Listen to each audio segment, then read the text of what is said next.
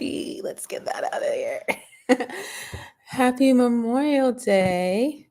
I know I said I was going to come on yesterday, but I didn't. I got in the zone with writing. So I said, let me come on here really quickly before I get back in the zone.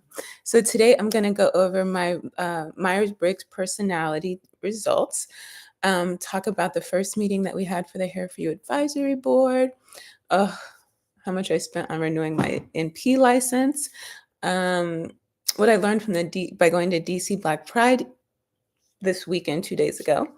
Some upcoming interviews I have where I'm the guest and where I'm also interviewing people. And yeah, we'll talk a little bit about entrepreneurship, of course, and social media. If you're new here, welcome. My name is Dr. Kimberly Madison. I'm a doctoral prepared nurse practitioner, and I'm using the internet as my canvas to share my journey, to create it, to present it as a case study, to just share what I'm learning and build a community along the way. Because as I'm learning, one, it helps me to be in a teaching position so I can retain that information. But also it's like, well, if I find it useful, then maybe somebody else does too. And if I can save you some time, energy, and money along the way so you don't have to Google your life away, then I would love to do that because mentorship is so important. Sharing our stories and building community is so important. So thank you so much. I went running this morning, and before I hop in the shower, I know once I get out the shower and I eat, I'm just going to be in the zone. And so I want to get this video done. And so here we are. Yeah, so let's get into it. So last week I did touch on my Myers-Briggs personality results. So let me just pull that up and we'll get into that. By the way, this is one of my shirts from when I used to do Tough Mudders. Love them. It's a mud race. Tough Mudder and Spartan. I think they're still considered like, the best ones are the most popular, I suppose. But yeah, I started running. Maybe now it's been like 3 weeks or so, maybe 4 weeks. I don't remember. Because I needed to lose weight and I was doing so many things and it wasn't happening. But now that my life is getting more organized and more consistent, I think that's also helping. And so yeah, I went running this morning. I bought some new sneakers. And at first I was having a few little, areas that were sore, but the last run I had I didn't have anything. Today was really my first time running early because usually I run after work in like 80-degree weather. And so actually I was really happy with my performance. And it was kind of fun to see like, oh, I can actually do better when it's not 90 degrees outside. And I just listened to music because I really wasn't listening to music because when you are an entrepreneur and you are a clinician, especially if you're new, you're always learning, you're always studying, you're always taking in information. And so you can get to be overstimulated. And so it can, in some ways, what I'm about to share right now, someone else described it this way. And I was like, oh, that describes exactly what I experienced, which is like, you're always on a high, right? Because you're always learning, you're growing, you're experimenting, you're trying things out, you're seeing how it performs. So you're kind of on this high all the time. And you're looking for other people to be living in that space with you. And so when you are in rooms with other like-minded people, other entrepreneurs, like, it's just like, so much energy is present, right? And you really thrive off of that. But if you're around people who aren't in that space, maybe it's your family, and you're not getting that, sometimes you can get a little, I don't know if frustration is the word, but you can kind of feel like, come on, you have to, meet me at this level, at this intensity. And I was feeling that, right? And so I'm so glad I ran across that video. It was this couple, and they help. Maybe they call themselves the lovepreneurs. They help couples who are in business, whether it's both of them or one of them, kind of like just navigate what that looks like. And they describe that.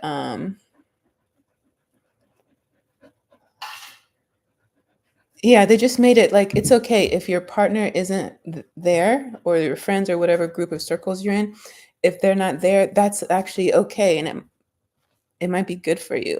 It might create an area of balance because if you don't have those those limitations in place, those reminders, then you don't turn off, right? You're on for work, you're on for your family, you're on for your business. And that's like a 24/7 operation.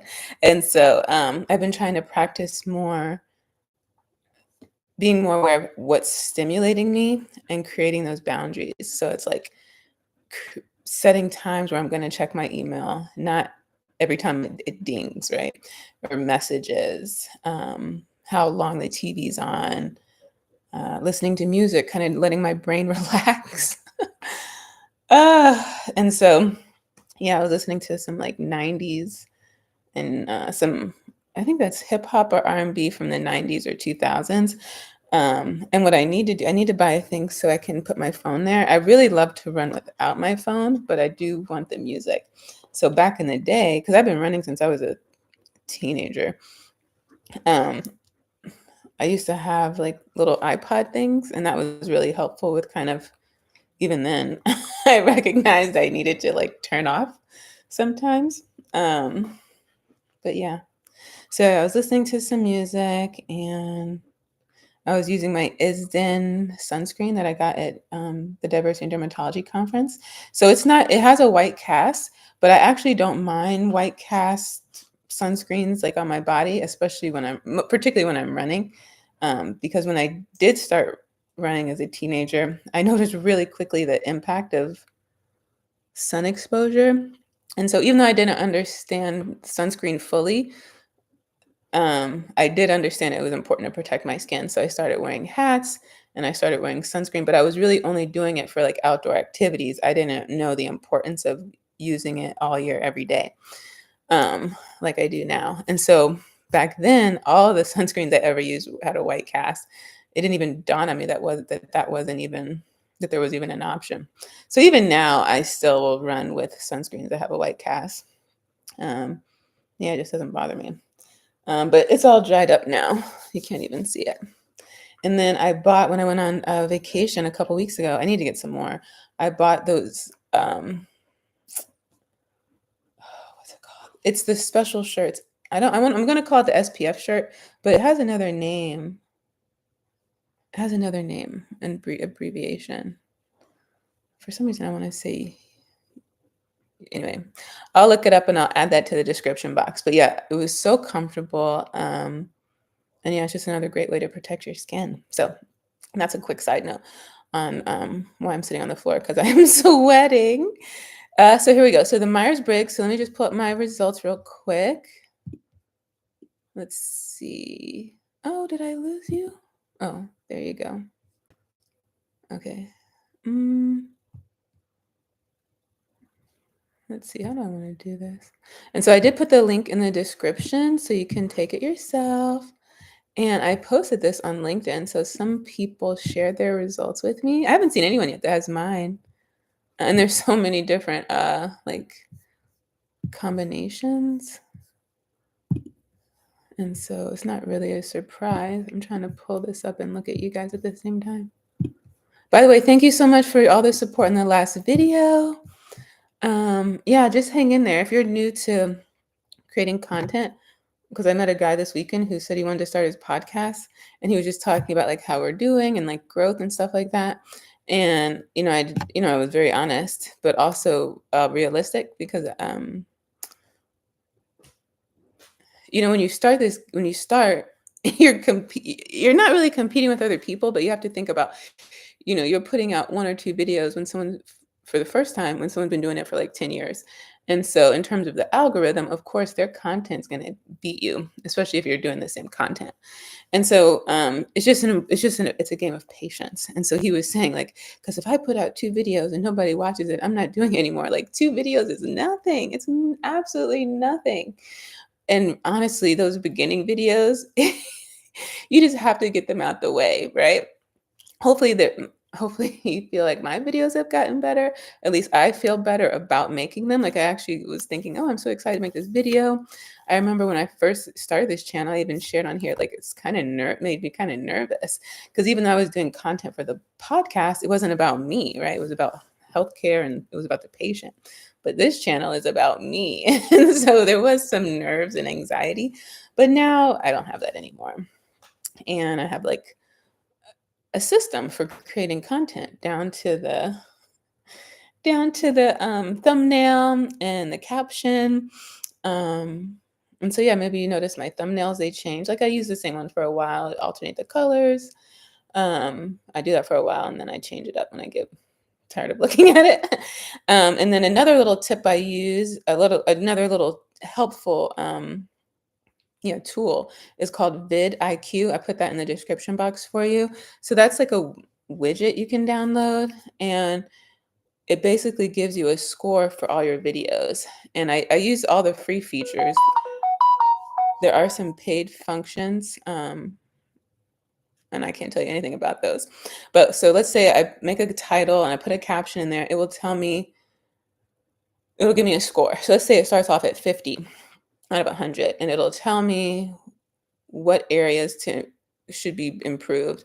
Like, is the title too long? Is it easy to understand? Does it evoke emotion? The caption are the first 200 words. Do they include your keywords? There's a section to put in keywords. So yeah, so I use that, and then I also use Chat GPT. And so if it says, oh, your title doesn't evoke enough emotion or it's not easy to understand, then I'll go to Chat GPT and I will ask it to help me come up with some options. And so I go back and forth with that and try to get my score as close to 100 as possible. Like that last one I posted, that was like 92. I don't always get to a 92, but I'm happy to be, if I can get in 80s, I'm pretty happy. I don't like this. Sometimes 70s, like especially for the podcast based on the topic, sometimes 70s, we usually start at 70 and then I have to work to get it to 80. And we only have a couple that have been able to get it to 90. So 80 is usually, I'm pretty happy with that. And one thing I need to do better is think about, so let's say that, like, for instance, we did a video on PCOS. Instead of just having the title be PCOS, it needs to be like 5 things. And actually, I'm so glad we're talking about this. 5 things you need to know about PCOS. So I need to think about that before I do the video, so that during the video, we make sure to mention, oh, here's 5 things you need to know about PCOS. Yeah, and actually, the magic number might be 3 after reading that book, Innovation Secrets of Steve Jobs. And I learned that too, this like how 3 is like the magic number. When I used to work for Crate and Barrel, that was like a thing that designers also used. But yeah, something like that. So I need to be thinking about that in advance. I'm supposed to be doing it with these videos too. That's what I learned in my YouTube coaching. But I don't always follow the rules that I learn. Especially if I'm following rules in so many other areas of my life. Sometimes I want 1 or 2 places where I don't follow all the rules. So that's a little bit about social media. So yeah, let's get into the personality. So I'm a protagonist, ENFJA. So protagonist, oh, you know what I wanted to look at? It was showing me. Okay, so protagonists are inspiring, optimists, readily taking action to do what they feel is right. These warm, right forth types love helping others and have the creative energy to achieve their goals. That is me. And they have so many resources based on every personality. I'm also considered a diplomat. Diplomats focus on empathy and cooperation, shining in diplomacy and counseling. They're imaginative, warm, empathetic, and influential people, often playing the role of harmonizers.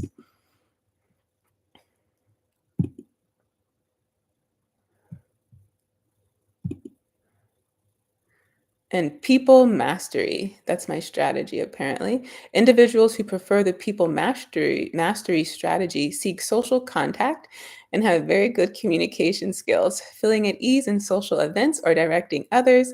They're confident and readily express their opinions. Ah. I'm also a Leo, so they're right on with that. And so they have like really long explanations, but they also have it in a very short format, which is what I'm trying to get to. I don't know if it's because of the way I have this. shrunken so I can see you all. Okay, yeah, there it is. Okay, so extroverted, 79% extroverted. You likely get energized by social interaction and tend to openly express your enthusiasm and excitement. 73% intuitive versus observant. And of course, extroverted was versus introverted. So 73% intuitive. You're likely very imaginative and open minded, focusing on hidden meanings and distant possibilities. So they put in a very positive frame, right? But when I hear focusing on hidden meanings, I think like, being analytical. Some might say over analytical. Um, and then hidden meanings. Yeah, looking for, yeah, kind of looking, you know, if like my partner says something and he's like, why are you like dissecting this? That's what I think when I hear that. And then distant possibilities, that just sounds like a dreamer, right? Um, so I'm not saying it's bad, that's just what I'm thinking. So then 54% feeling as opposed to the thinking one. So this is the one where I'm pretty close to the middle. Um, So yeah, more on the feeling side. You likely value emotional expression and sensitivity, prioritizing empathy, social harmony, and cooperation. Very true. 85% judging, in contrast to prospecting. You're likely organized, decisive, and thorough, valuing structure and planning over spontaneity. I literally just had that conversation with my partner uh, a couple weeks ago. I don't know what prospecting is. I don't want to mess this up. And assertive, 75% assertive versus turbulent. Turbulent doesn't sound good, but judging didn't sound good either. But when you hear how they describe it, for assertive, you're likely self-assured, even-tempered, and resistant to stress, refusing to worry too much. 100% true. I want to know what turbulent is. So yeah, that's my personality test. I put the link in the description box. I shared it with my new VA, my teammate. And she shared me her results too. I don't remember them by heart. And then I sent it to my mentee. Now that she's on a break, I want her to I actually had a few assignments for her. I think the bachelor student is one of the hardest to mentor because they're entering this world new and they're trying to figure out where all the pieces go, especially the time management pieces. And so they can be really challenging to mentor. And so you just have to be really patient. And then I try to take advantage of her breaks as much as possible. So I gave her a little break. I think she had like a week off. First I checked in with her as a person and her feelings, and I started using the feelings chart with her. And I sent it to her so she can use it. And then I kind of came in, I asked her to update her resume and take this personality test. I sent her some resources for the areas of nursing that she's interested in, which right now is critical care. No surprise, as a bachelor student, that's all you're really getting exposed to. And so, okay. Oh yeah, and then we're going to set up a call soon so we can catch up in real time. So yeah, I would love to hear your results.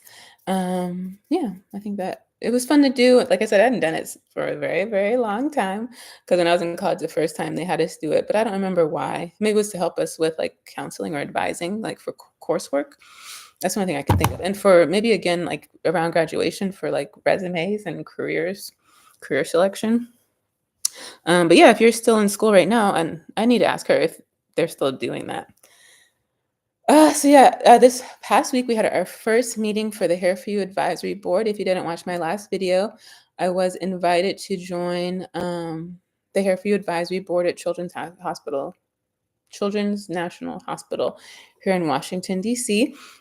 It is a grant-funded program, one of only 10 programs that received this grant for this particular area of nursing to provide culturally competent care. The latest article actually just went up an hour ago. Well, I posted it over the weekend, and actually I do that quite a bit. I'll post an article, even when I'm still writing it. Sometimes I make it live just so I can see how it looks. And then I might hide it again. But I might post the article on Saturday and then kind of do the social media promo that Monday on Mahogany Dermatology blog Mondays. So yeah, that announcement just went out on LinkedIn about that article. And so I talk about the mission behind the board. And then I also spent most of the time talking about NOBC, or Nurses on Boards Coalition, which is an organization that aims to increase nurse representation on boards. Because so now they've been in existence for 10 years, but initially they had a number of organizations, including in and outside of healthcare and outside of nursing, who all recognize the value of having nurses on boards to address social determinants of health, improve health of communities. And so they set an initial goal to have 10,000 nurses, these are registered nurses, I believe registered nurses, fill board positions. And so happy to say that since that time, they have surpassed that number. I want to say they're at like 26,000 or something. I have the number in the article. And so they have a database of all the people who have been on boards. And so the way it works, you can go to the website, which the link is in the article, and you can sign up to be notified about board positions. I signed up a long time ago, so I don't remember if you fill out like a little interest form, like what you would want to be notified about. I don't remember exactly. But so you'll receive email notifications when board positions become available. And it's not like every day or every week. It's not even every month, unless they're going to my promo folder and I just don't see it. But you're not going to get spammed. And then if you've already accepted a board position, you can go on there and notify them. They'll add you to the database. And every month, they do email out a list of nurses who have taken on new board positions. And so, yeah, I notified them of my new position. And then they asked me to answer some additional questions that they're going to. And so that email actually already went out about for like the May announcements. But then I want to say it's either going to be June or July or August. I don't remember, that they're going to share my survey results, which was basically asking how I think it was how I learned about them, what it's like to be on a hospital board, and the impact of nurses on boards. They're going to share that in a newsletter this summer. But yeah, it's just a great opportunity to learn about other ways that you can utilize your expertise in nursing. So yeah, check it out. And then let's see. Oh my gosh. So it's time to renew my license. And so for DC in particular, it's every even year. And so if you don't know, nurse practitioners have to maintain their registered nurse license. And so they both expire at the same time every year, which is the end of June, and you have to do both of them. And so this was, of course, I've been renewing my RN license for more than a decade, but it was my first time renewing my NP license. And so I applied for my NP license so I graduated in 19. I applied for that license. I took boards that August. So I graduated in May 2019, took boards in August, the day before my birthday. And then I applied for my license maybe the year after that, I want to say. Then, if you don't know, it takes forever to get your DC license. And I was traveling at the time, so I wasn't really persistent about it, and I kind of just let it go because I didn't need it. And once you do get it, you have to maintain it in terms of paying those fees. So I didn't apply for it. I don't even think I applied for it that year. I think I applied for it in 21. I think 21 September. And I was kind of like, yeah, where's my license? Where's my license? But then by 22, I really needed it because I knew I was going to stop traveling. And so many email correspondence back and forth. And then finally, when I was home visiting, I just went, I think, to the Department of Health. Literally, I just walked in. I don't even think I was there for 20 minutes. And I just said, yeah, I applied for my license and I haven't been able to get it. And she looked it up and I got it. Like, I think it took me longer to park. And so I've had it for almost not even 2 years, but it doesn't matter when you get it because when the expiration time comes, you have to renew. So But my certification as an adult gerontology nurse practitioner, board certified, um, through the ANCC. I did the ANCC test. So there's two tests. You can do the one through the American Association of Nurse Practitioners, or the American Nurses Credentialing Center, ANCC. And so I always pause because there's also the critical care one, American. And so the letters are so close. Anyway, I put the link for the ANCC down there. Still have to think about it. And I took that test because I just heard it was the hardest one. And my preceptor, she had taken that one. And yeah, I wanted to grow up and be like her. And then I like the challenge. So I took that one. And so I don't know the rules for the other one, but this one expires every 5 years. And so, yeah, even though I'm on here talking about being, a new provider, I've had that license, that certification for 5 years. And so they notified me maybe in March that it was going to expire in August. But I went ahead and renewed it now because I thought that I would have issues renewing my license since I was just going to expire 2 months later. So I decided to do them all together. So for ANCC, they needed continuing education credits. And now I feel like I'm going to mix them up. Anyway, they had continuing education requirements, and so did my licensure. And I want to say, for whichever, I needed 75 hours of, I don't know if I think it was 75 contact hours and maybe 50 farm hours in your specialty area. No, I don't remember. But the thing is, because of last year, which I've already described, last year when I was trying to get my NP license in another state and in Virginia too, they required, since it had been more than 3 years since I took farm, since I wasn't practicing, that I needed 45. I needed 45 for Arizona, and then I think Virginia went at 48 hours. And so, yeah. So I spent all last summer doing that. Anyway, so a combination of the CEs I did on my own and the 2 conferences I attended, I had 100 contact hours and like 75 farm hours, something like that. So I had more than enough. But I learned a few things because I had to go in and log in all those hours, which wasn't terrible. But some of those CEs are just like 1 credit or even 0.5. And if you're thinking like I got it without those conferences, I would that helped me a lot because that took up a chunk. So now that I know that, I'm gonna be more conscious about logging them in as I maybe not as I get them, but maybe like once a quarter going in and updating it. So the ANCC, that was like 300 something, and then the combination of the RN and the NP was like another 300 something. So it was like $600, and that's just for DC basically. Virginia and Arizona expire next year. So, and I have to redo my CPR this summer too.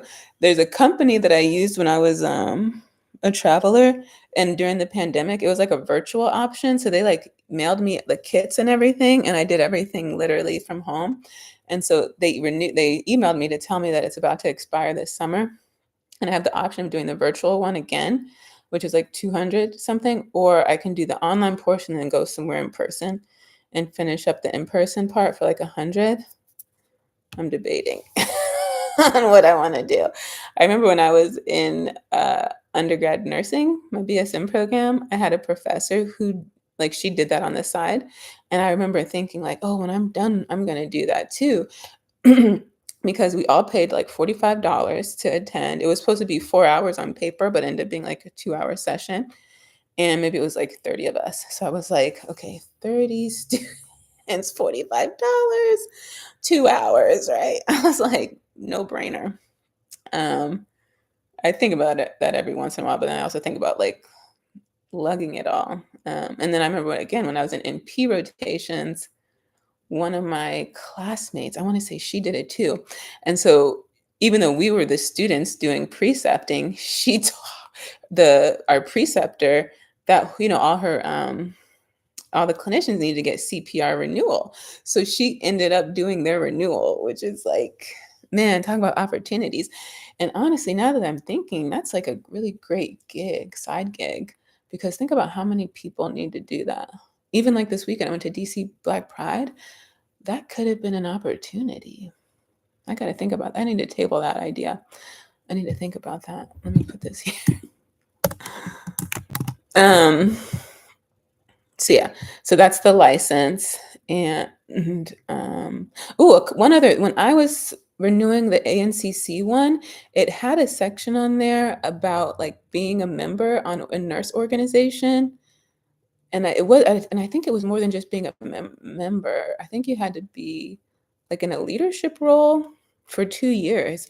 Now met that requirement, but I didn't know it was a requirement, and I don't know if I just misread it or not.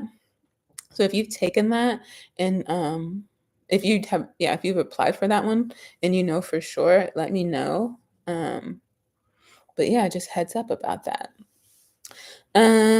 So that's the license. So yeah, DC Black Pride, what an awesome event. I got to meet Kenya Hutton, who I had interviewed this year and last year. He's the current deputy director of I always get the name of that wrong. I always want to say Black Health Equity, but it's not health. It's just Black Equity Center, I think.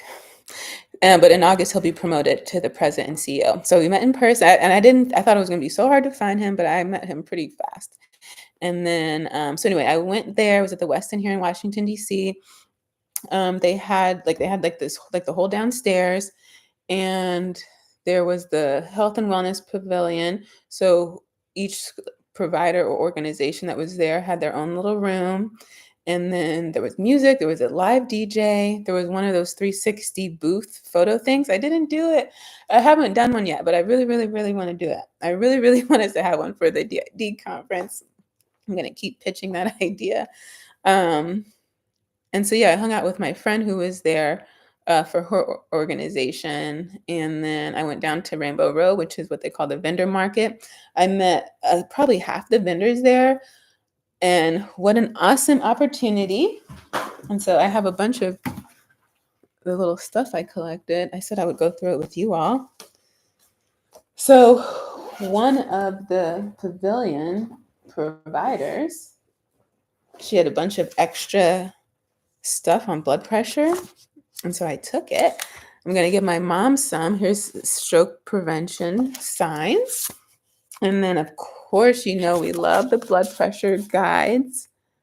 And so, because I think I don't know if I shared on here, for the podcast, we want to start a Patreon page, collect donations so that we can purchase, starting off, 25 blood pressure monitors so that we can go into schools, teach the students and the faculty about the importance of primary care, who's on the team when they go to, who's on the team in terms of what it means, in terms of primary care, and then how to measure blood pressure.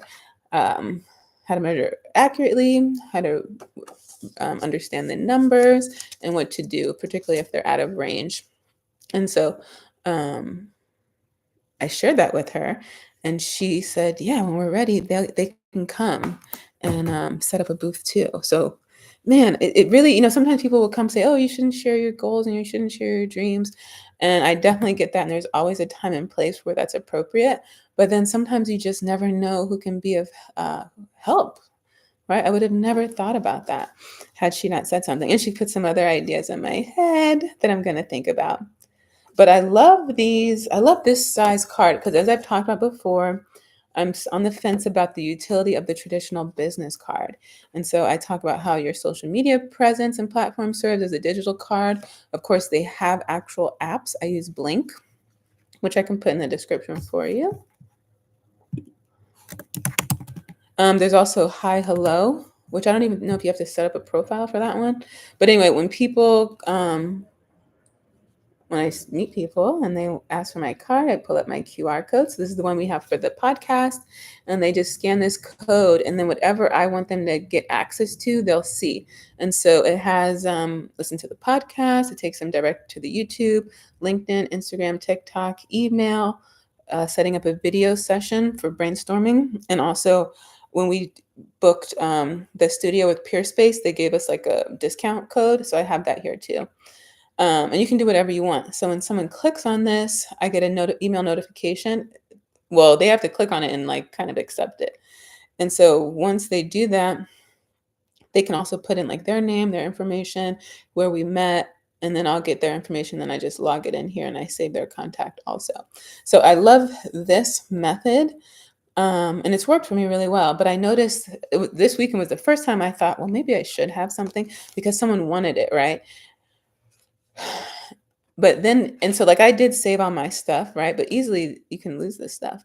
They can get lost. If I wasn't making this video, maybe. And I mean, now that I'm in the entrepreneurial space, this has much more value to me than it used to.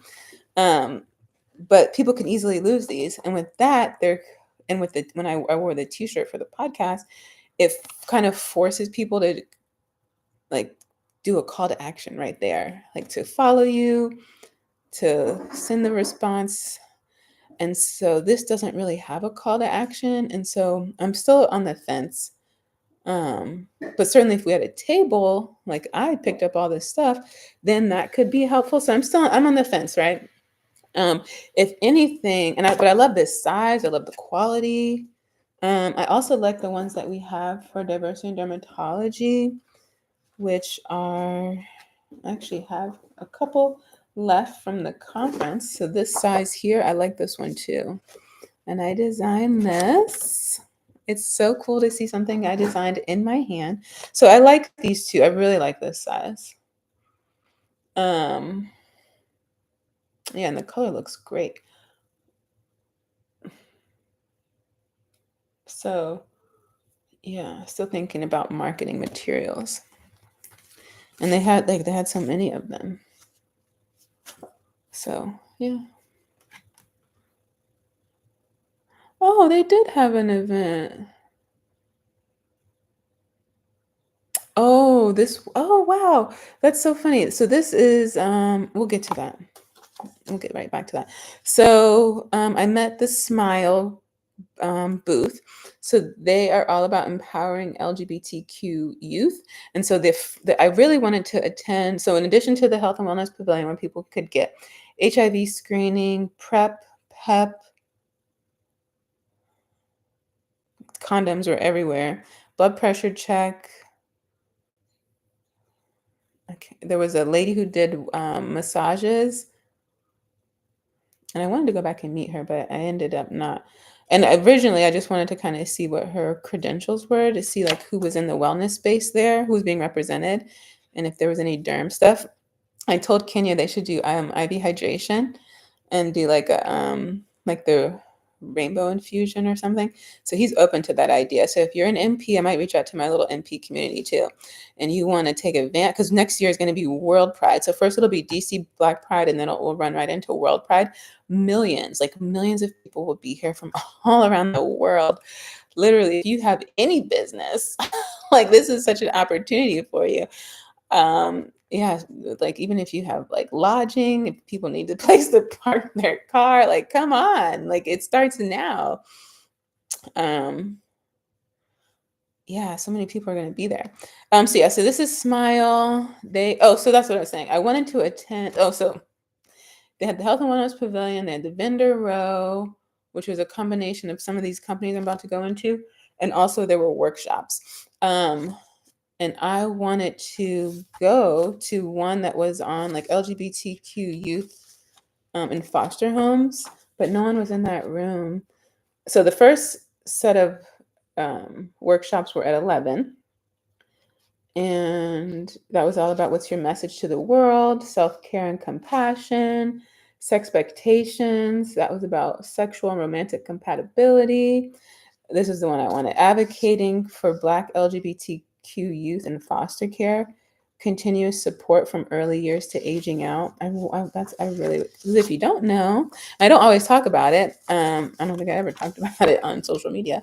I always wanted to adopt ever since I saw Annie. And so I'm really intrigued by foster care and adoption. There was empowering advocacy, queering theology, Black pride in the pew. Oh, I forgot about that one. I wish there had been opportunities, like I wish they had been more spread out. I would have. That's kind of like this one's like about the church. I wish I could have attended that one. I also wanted to attend the one about elders sharing their stories.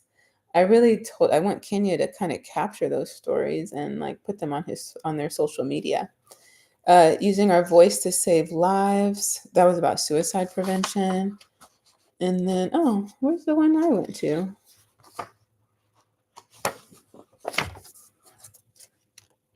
Oh, so World Pride will be May 23rd to June 8th. Yeah, it's 2 weeks, by the way.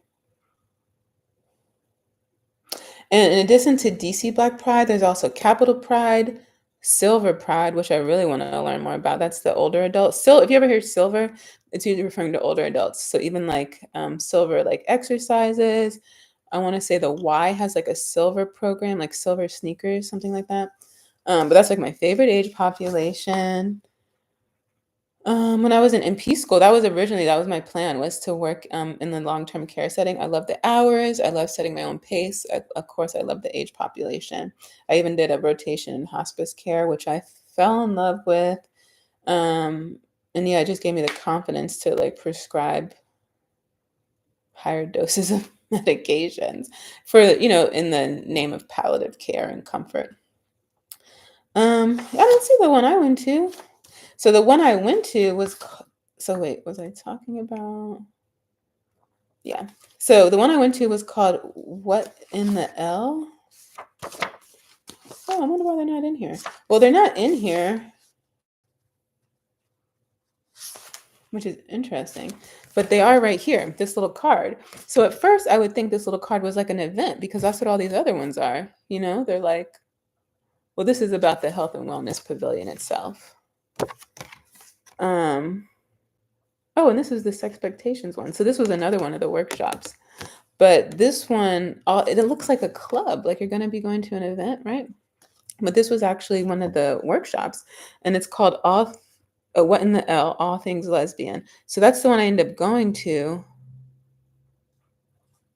Can we talk about all things lesbian? A healthy exchange of information that will educate, empower, and uplift all participants.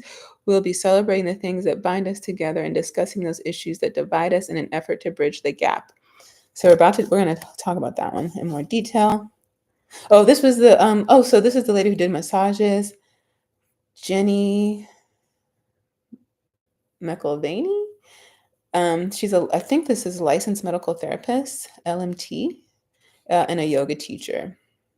She was really the only person in the wellness space, if you will. I already talked about Smile. Oh yeah, so Smile is for LGBTQ youth. So this is drop-in programs for community building, accessible mental health counseling, affirming and stable housing, youth leadership training and advocacy, educational support, and scholarships. I want to invite them on the show. Oh, and then the first booth I went to was CCI, and they had a little thing too, like a little first aid kit, which was super cute. I don't know where that went. It was made out of paper, and it just had like Band-Aids and maybe alcohol wipes or something. Oh, there it is. CCI Health Services. So this is actually a little first aid kit. See? Yeah, really cute. It has their business card, Band-Aids. Oh, burn gel, sting relief for insect bites, alcohol wipes, insect repellent, more burn cream, and it's hydrocortisone. So very nice. So yeah, I met them. They have several locations. They do Precept students. I did ask about that. They're about to open up a new location specifically for like the LGBTQ community. You can go to their website and learn more. And it looks like they have a new one opening in October that provides medical, dental, behavioral health, prenatal services, graduate medical education, and pharmacy. Yeah, I want to talk to them too. Their director was there. I think he was the director. Maybe that was his card. And he was really nice too. Yep, the director. Jose Luis Diaz. I don't think I said his name correctly. Please forgive me. But yeah, so if you are a student looking for precepting hours, this is a great place. But they have it. It's not just like they actually have like an actual program because I remember he's saying we start the next class. Da da da da da. So you have to check into that. But they offer exams, health screenings, physicals, vaccines, lab work, reproductive health care, prenatal care, a discount pharmacy, behavioral health counseling, dental care to include cleanings, X-rays, fillings, and wicks services. So yeah, we want to learn more about them. And this was just like their little guide. And they had you could get a little bag too, but God knows I don't need any more bags. This was the Trans History Initiative, which is a project founded in 2000 to collect, preserve, and promote active knowledge of history, arts, and culture. Oh, yeah. So they tell stories. They're kind of like, yeah, they preserve the history and they collect like artifacts and things like that. And so you can go to their website and see the list of like inventory they have. You can make your own list of things you want to look at, and then they tell you like the next steps it takes so that you can actually go look at it. That could include articles and things like that.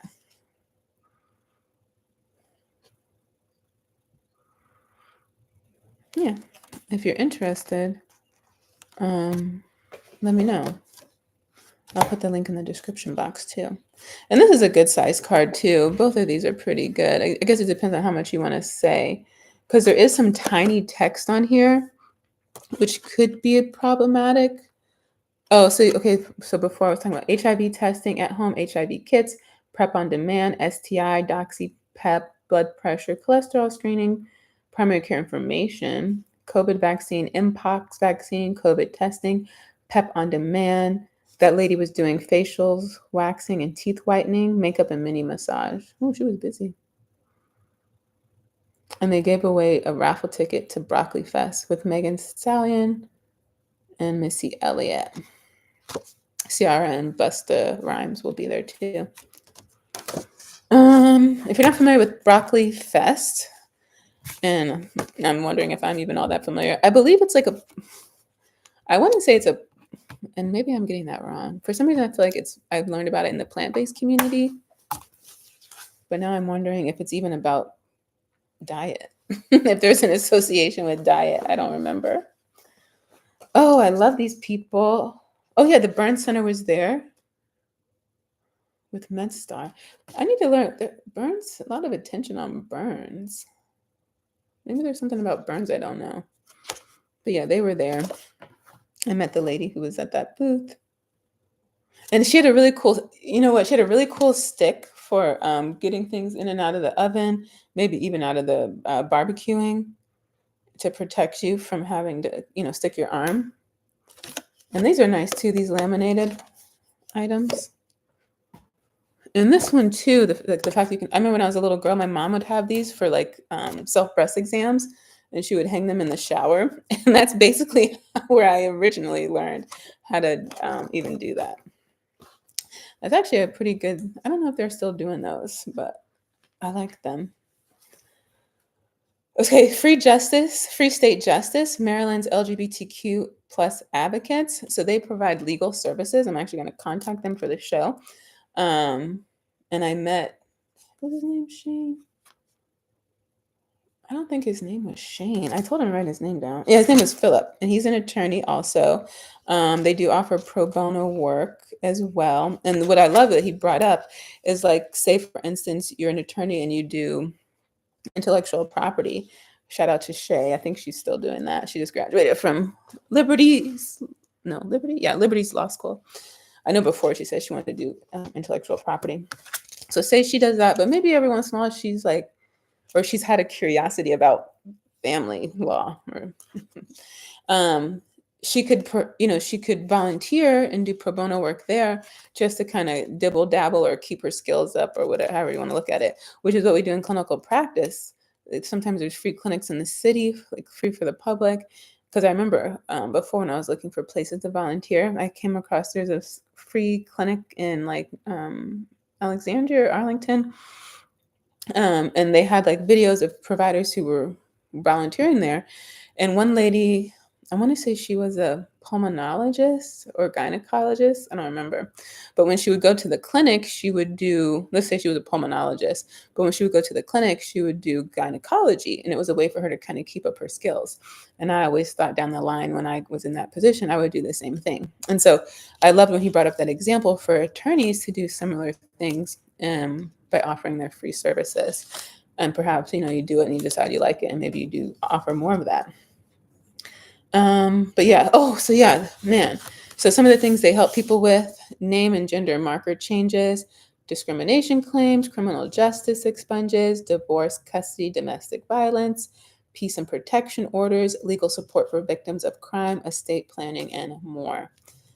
They provide pro bono, free legal representation in those areas.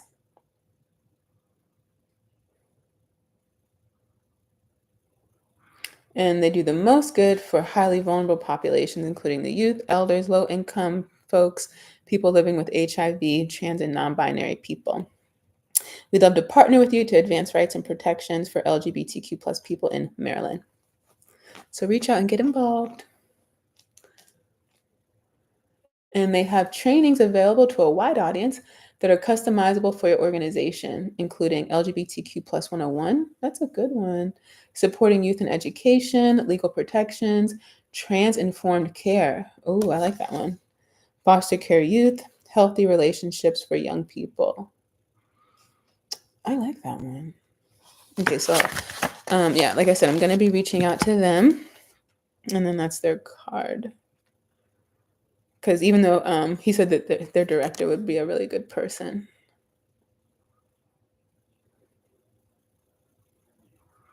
Oh, and then they have a list of rights here on the back. You have the right to be safe from harassment and bullying, from discrimination in housing, school, employment, healthcare, and public places. Be out about your sexual orientation and gender identity. Dress and act in a way that does not conform to stereotypes associated with your gender.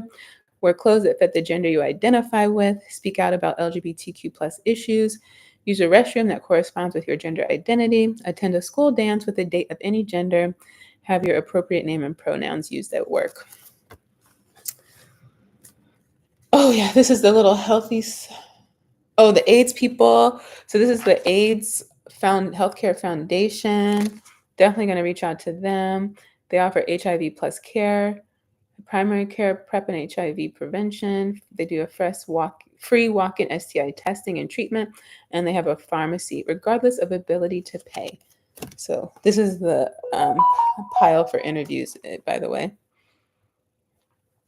And then AHF Wellness Centers. More free testing, condoms, and care options. Free STD check. They have this little great booklet. Health and sex belong together. And this is actually, I like this little booklet too, like in terms of promo and marketing. Oh, and they have a little education on how STIs can be transmitted.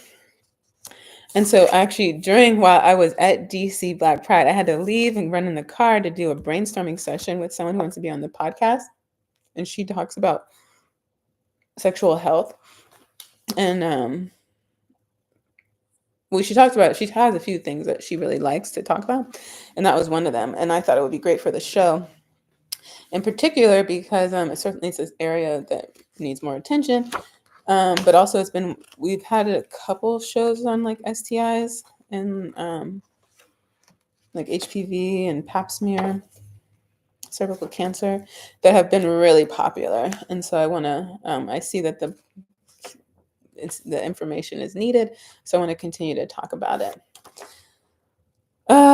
Community of Hope. I think these are the people I talked to about precepting. And when I was looking for precepting hours, I reached out to them. They have like at the time, they had an application process, and maybe they also had like kind of rolling admissions or something.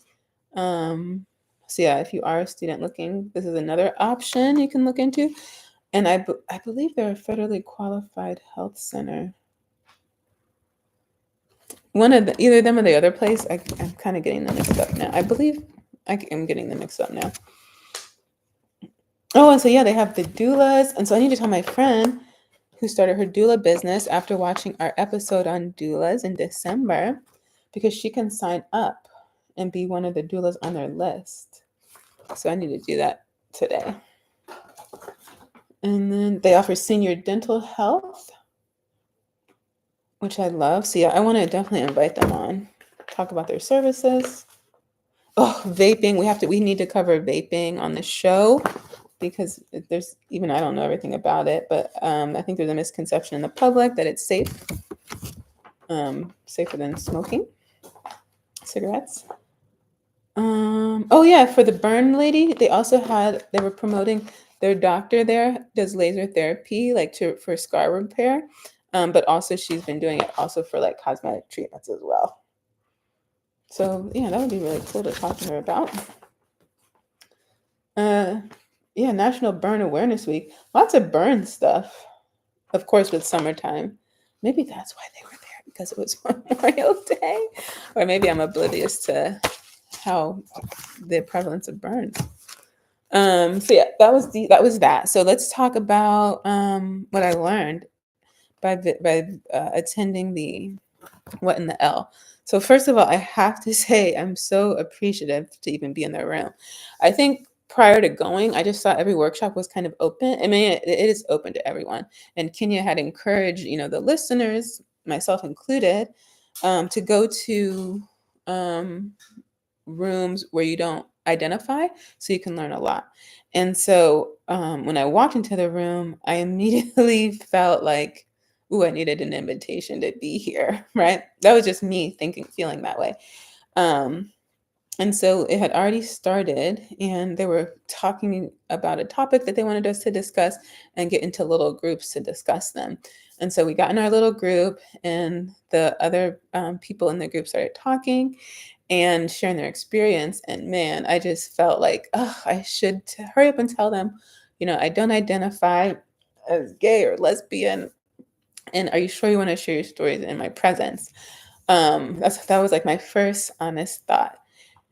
But I did, say who I was and, why I was there, which I was a healthcare provider, interested in learning more to see how I could be supportive. And my goddaughter, her parents are lesbians. And so I wanted to just learn more. And the whole reason, like I said, that topic was called What in the L? So apparently, the term lesbian is not being used as much as it used to, particularly amongst the younger generation. And there were people one lady, at least who had shared, she was 70. So I think she might have been the oldest person in the room. And then there were people like in their 20s. And so it was really interesting to hear the difference in the generations, because of course the lady in her 70s, they fought to use those words, and they're proud, right? People even came from other places. Some people came from New York. They really traveled to be there. And then of course the younger generation explained what terms they use, maybe like queer. So actually, it was really fascinating. So some people like to just use queer or bi or binary, however they identify. But I guess there's this whole idea that just saying you're a lesbian automatically kind of puts you in a box. And someone even mentioned that there's like still this like societal norm that you should associate with having the door still open to men. And so you s- and so with that statement, it's like saying, well, if you say you're bi or fluid, um, then there's this idea that, yeah, men still have a chance. And so it was so interesting just to hear how some things are the same regardless of the community, and to hear this generational shift in language. Um, Another thing was how people identify at work. And one person mentioned, she's like, this is how I identify. And she spends a lot of time with men. And she's like, but I'm wondering now that I'm talking out loud, how they describe me when they're talking amongst their friends and they're saying, oh, so and so's coming over. And then there is this whole idea of,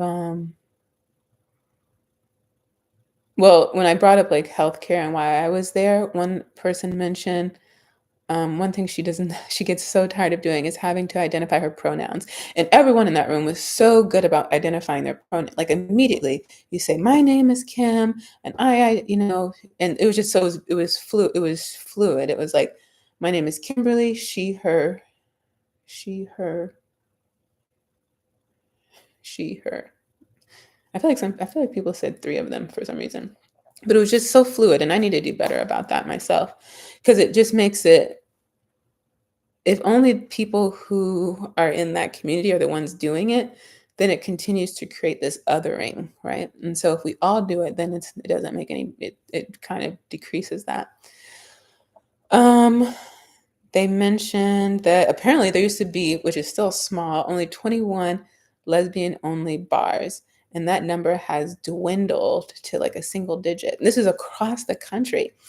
And then the conversation shifted from like, yeah, well, we don't just want to be in bars. We want to be in, we want to go hiking, we want to go playing. And so they talked about some places where that's happening and events where you can just gather and commune. And they have some things that are virtual, some things that are in person. And even this event, which I'm going to talk to Kenya about, um, this was technically the only lesbian only event, even at like a pride event. And even they pointed out, which I didn't even notice, was that the room was even in the back in the corner. And that when you talk about the pride community, the gay community, the LGBTQ community, it's still really dominated by white gay men. And so it's so fascinating because, most of the space that I'm in when it comes to like topics of like, awareness and equality, I'm coming from my lens, which is a Black female. And so I'm all when those conversations are being had, we're the majority of the room. And so, and we're always telling people to come into the room it's not my job, my responsibility to teach you these things. You have to take the initiative to learn yourself. And so that experience of being in the room, it was so enlightening because, like I said, I felt like I didn't belong. Like I should have been in. Like I didn't belong, first of all. But then I also was able to blend in, right? Because on the surface, we all looked the same, and it wasn't until I opened my mouth and said something that it was that you knew. However, when we're talking about like race in particular, or even gender, when we say, "Yeah, just come into the room," well, they don't blend in if they're a different race or they're a different gender, right? And so it's like I'm so much more empathetic about what it means to just say, just come into the room, right? Like it's actually harder than it sounds. I'm not saying you shouldn't do it or it's impossible. It's just harder than it sounds. And so I'm just so grateful that they were even once I said that, that they were allowed me to still be present and share their stories. One girl just thought it was great that I was doing that. And she was eager for me to come back and share, what I learned with my colleagues. And she was really kind to share her experience in healthcare and what she would be more interested in seeing. And so I'm going to really try to represent those concerns through my work. But yeah, the first one I think is easy for all of us is she said she just gets so tired of having to like identify her pronouns every single time she encounters a provider. And that's just so easy for us to change in our documentation, in the way that we train our staff and our colleagues, our EMR. Yeah, so that would be the piece I would leave with you now. But it was just really, yeah, it was just really interesting to hear the dialogue that's going on, and how they feel in the terms of belonging and having places that are dedicated for them, in terms of the language and the shift in the language and the generational gap. And what was beautiful is that, when we're in our respective rooms, it's us and them, right? And we think, oh, look at what they're doing, and they don't care, and they don't know, and they don't respect it, and they don't appreciate the history, they don't appreciate the struggle, they don't appreciate all the work we did. And you can continue to think that. But then when you come into the room, you realize, like, oh, we all, like the lady who was in her 70s said, I'm still learning. Like, I would love to talk to them. And then the younger people were like, yeah, I would love to hear what you have to say. We want to learn from you. And it was beautiful. They came together, they exchanged information, and it was just really beautiful. It was really enlightening. And I think for me, the biggest takeaway was just like, when we tell people to just come in the room, like, man, it's actually a really big step, but also just to hear their concerns and how they feel like they're not being addressed, even at an event that's supposed to be about the community. So, yeah. And so, yeah, I just didn't know the word wasn't being used anymore. That's also another thing. And they talked about safety, and it was really, really, really good. But yeah, I'm going to talk to my friends to see if they even use the term, and it's so, yeah, and talking about language, even amongst like communities of color, right? We know people struggle with, should they call you Black? Should they call you African American? What should they call you? And even we have differences within the community, particularly if, we're born in another place and how we want to identify. And so those parallels, I was able to definitely relate to that. And it was just so interesting to hear. And it's just like, there's just some things you just really don't think about or even know exist, or even realize that these are things people have to deal with on a daily basis if you're not in the community. And while I'm quite aware of those experiences and things as a Black woman, I don't always think about them from other people's lenses. And unless you're in the room or in those communities, you're not going to think about it. You're not going to be aware of it. And then they're not going to come knocking on your door. You have to actively go out there and have be open-minded, have a spirit of humility, and just be willing to listen. I think the best thing I could do was listen. And I mean, I don't feel like I'm an authority to begin with, but yeah, for people who might feel that they're an authority, even though they're outside the community, I think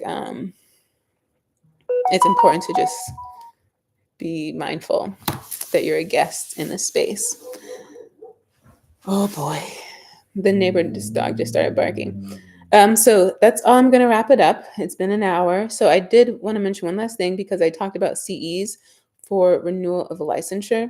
And so I used NetCE last summer to do a bunch of my continuing education courses.